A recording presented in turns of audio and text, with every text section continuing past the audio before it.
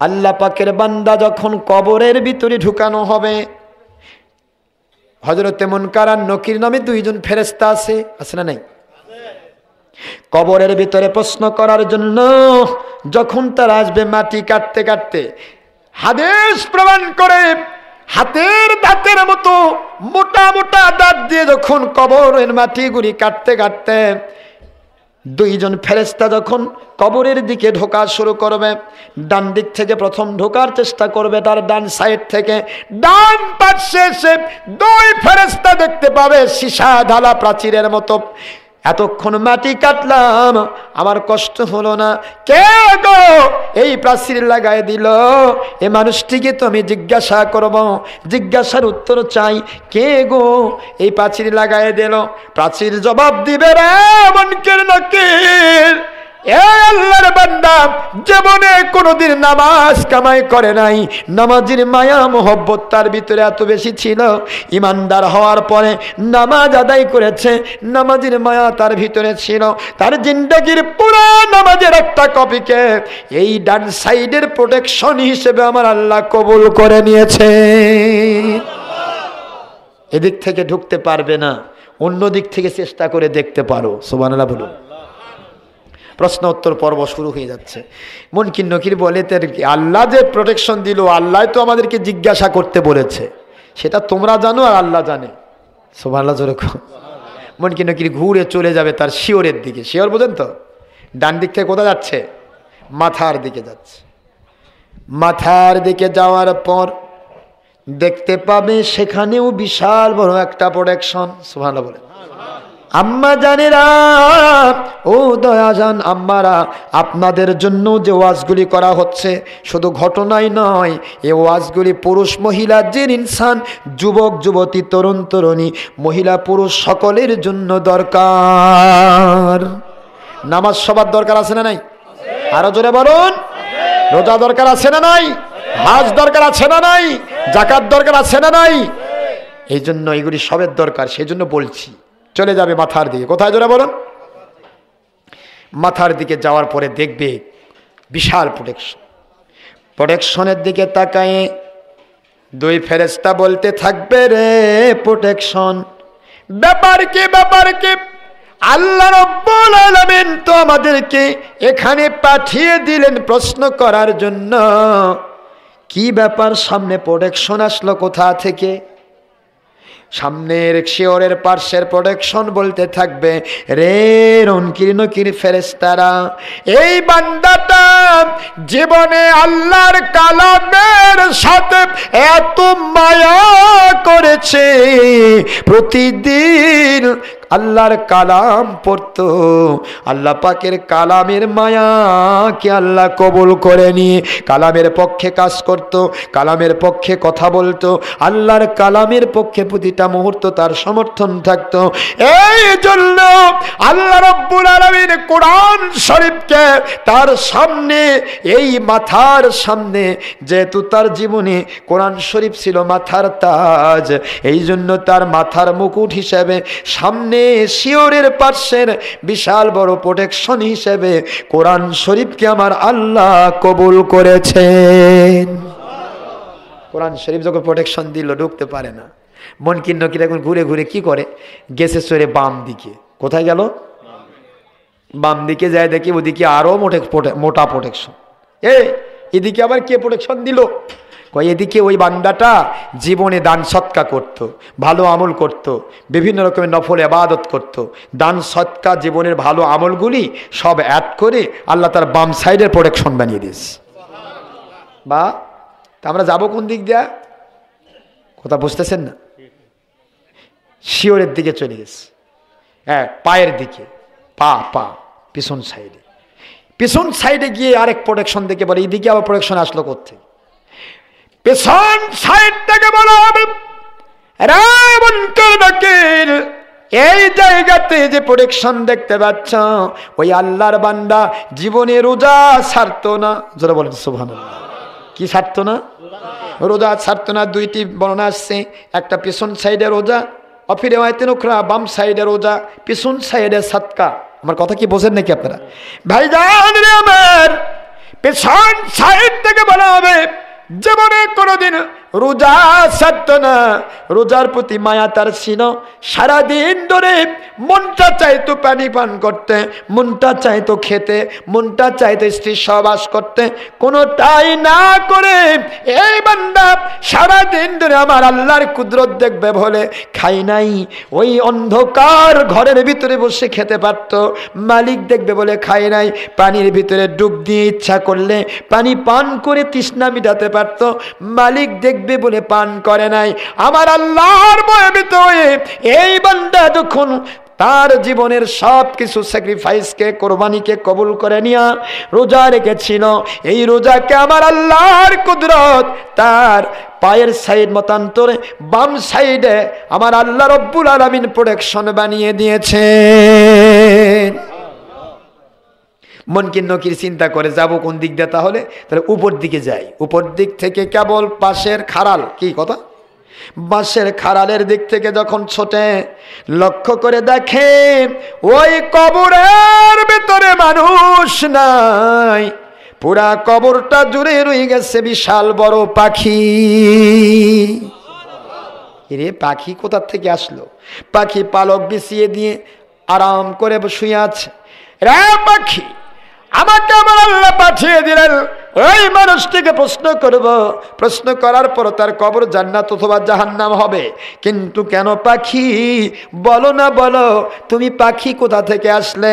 পাখি বলে রে মুনকির নকির বন্ধু, আমার আল্লাহ রব্বুল আলামিন ওনার কালামের একটা মাত্র একটা সুন্দর একটা সূরা আছে, সূরাতুল মুলক। কোন সূরা? সূরাতুল মুলক। এই আল্লাহর বান্দা, এই আমার আল্লাহর বান্দা হিসেবে প্রতি রাত সারা নামাজের পর সে সূরা মুলক পড়া বাদ দিত না। সূরা মুলকে আমার আল্লাহ পাখি বানায়া আমার পালকের নিচে তাকে ঘুমিয়ে দিয়েছে। জাগান যাবে না, আমার পালকের নিচে ঘুম পাড়তেছে, জাগান যাবে না। সুবহানাল্লাহ জোরে কোন। আল্লাহর মেহমান, জাগানো যাবে না। তা আমরা যে প্রশ্ন করতে আসলাম, প্রশ্ন যদি করতে আসো তোমরা প্রশ্ন করো আমার আল্লাহর কুদরতের পক্ষে, এই বান্দার পক্ষ থেকে আমি জবাব দিয়ে দিব। পাখি জবাব দিবে। কে জবাব দিবে বলেন না? আমার মালিক খলিক রব বলেন সাদ্দাকা আব্দি, সাদ্দাকা আব্দি। এরা আমার মুনকির নকির, আমার বান্দা সত্য বলেছে। পাখি যদি না থাকে, সবার তো সূরা মুলকের আমল নাই। মুনকির নকির এবার ঢুকলো কোন দিক দিয়ে? কথা বলেননি? উপর দিয়ে ঢুকছে, পাখি নাই। সূরা মুলকের আমল যারা আছে তাকে পাখি প্রোটেকশন দেবে। মুলক যখন নাই, পরে নাই, মুনকির নকির ঢুকতে পারলো, কিন্তু প্রশ্ন দিলে উত্তরগুলি আল্লাহর কুদরত থেকে বের হয়ে যাবে। জোরে বলেন না সুবহানাল্লাহ। বের হয়ে যাবে।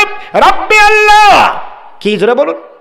রাব্বি আল্লাহ, আমার রবের নাম, আমার আল্লাহর কুদরত। তিনি আমার পালনিওয়ালা, তিনি আমার আইনদাতা, তিনি আমার বিধানদাতা, তিনি আমার খলিক, তিনি আমার হায়াতের মালিক, তিনি আমার মৌতের মালিক, তিনি আমার শান্তিদাতা, তিনি আমার মরণদাতা। সব কিছু যখন বলে দিবে রব্বি আল্লাহ, আমার আল্লাহর কুদরত খুশি হয়ে যাবে। এবার দ্বিতীয় প্রশ্ন, মান হাদাল রাজুল আল্লাযী বুইসা ফীকুম, এই মানুষটি কে গো যাকে তোমাদের নিকটে প্রেরণ করা হয়েছিল? জোরে বলেন সুবহানাল্লাহ। যেই মানুষের আমার নবীর সাথে ভালোবাসার সম্পর্ক আছে, নবীর দাড়ি আছে, তারও দাড়ি আছে, নবী পাক সাল্লাল্লাহু আলাইহি ওয়াসাল্লাম সুন্নতের পাবন, তিনি সুন্নতের পাবন। আমার নবী প্রেম যার ভিতরে আছে, নবীকে আমার মতো বলে নাই, নবীকে বড় ভাইয়ের মতো বলে নাই, নবীকে মাটির মানুষ বলে নাই, তুচ্ছ তাচ্ছিল্য করে নাই, নবীকে নবীর মতো বলেছে। ওই মানুষটির ঈমান আকল আকীদাকে কেন্দ্র করে আমার আল্লাহর কুদরত তার ভিতরে নবী প্রেম ঢুকিয়ে দিবে, মুহূর্তের ভিতরে তার সামনে জারি হয়ে যাবে। এই হাদার রাজুল আর হাদার রাজুল নবী আখির রাসূল মুহাম্মাদুর রাসূলুল্লাহ সাল্লাল্লাহু আলাইহি ওয়াসাল্লাম। চিৎকার দিয়ে বলুন সুবহানাল্লাহ। ভাইজান রে, পরবর্তী প্রশ্নের উত্তর হবে আমার দিনুকা, তোমার দিনের নাম কি? কোন জীবন ব্যবস্থার উপরে চলেছ? যে মানুষটি আমার আল্লাহর কালামকে জীবন ব্যবস্থা মানে নাই, আমার হাবিবের আদর্শকে জীবন ব্যবস্থা মানে নাই, ও মানুষটি যেটাকে আদর্শ মেনেছিল আদর্শ মেনেছে গণতন্ত্র, সে গণতন্ত্রের কথা বলবে। আদর্শ মেনেছে সমাজতন্ত্র, সমাজতন্ত্রের কথা বলবে। আদর্শ মেনেছে রাজতন্ত্র, রাজতন্ত্রের কথা বলবে। আদর্শ মেনেছে দুনিয়ার কোনো বাতিল শক্তির, সেই কথা বের হয়ে যাবে যে আমার আল্লাহর কোরআন মেনেছে, নবীজি পাক সাল্লাল্লাহু আলাইহি ওয়াসাল্লামের সুন্নাহর পক্ষে কাজ করেছে, কথা বলেছে, বের হয়ে যাবে দ্বীনুল ইসলাম, ইন্নাদ-দীনা ইনদাল্লাহিল ইসলাম। আল্লাহু আকবার বলুন, আওয়াজ চলে আসবে। হে আমার বান্দা, ও মুনকির নাকির ফেরেশতা, সাদ্দাকা আব্দি, সাদ্দাকা আব্দি, আমার এই বান্দা পুরুষ অথবা মহিলা, এই বান্দা সত্য কথা বলেছে। দুনিয়াতে সে আমি আল্লাহ রব্বুল আলামিনকে মেনে নিয়েছে, দুনিয়াতে আমার কোরআনকে মেনে নিয়েছে, আমার নবীজিকে মেনে নিয়েছে। আমার মুনকির নাকির প্রশ্নের উত্তর পর্ব পাশ হয়ে গেছে, আমি আল্লাহ কবুল করে নিয়েছি। আমার এই বান্দার পোশাকটাকে আর এই সাদা নম্র পোশাক, সাধারণ পোশাক রেখো না। আলবিসুহু লিবাসাল জান্নাহ, জান্নাত থেকে জান্নাতের নিয়ামতে পূর্ণ পোশাক দিয়ে এই বান্দাটাকে আচ্ছাদিত করে দাও। বান্দাকে জান্নাতে পোশাক পরিধান করে দেওয়া হবে। সুবহানাল্লাহ, জোরে বলেন না। আফরিসুহু ফারসাল জান্নাহ, ও বান্দাকে তোমরা সাধারণ মাটির বিছানা রেখো না, রেখো না, রেখো না।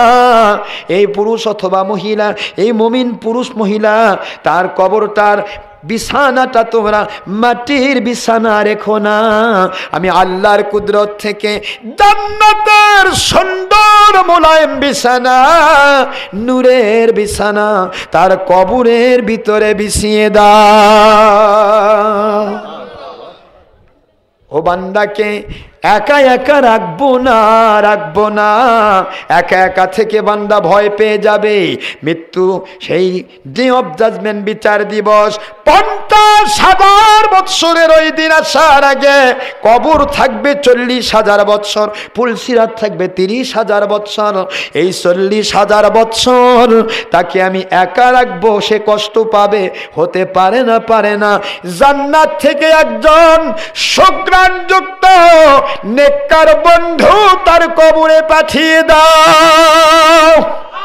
আরো জোরে বলেন আল্লাহু আকবার।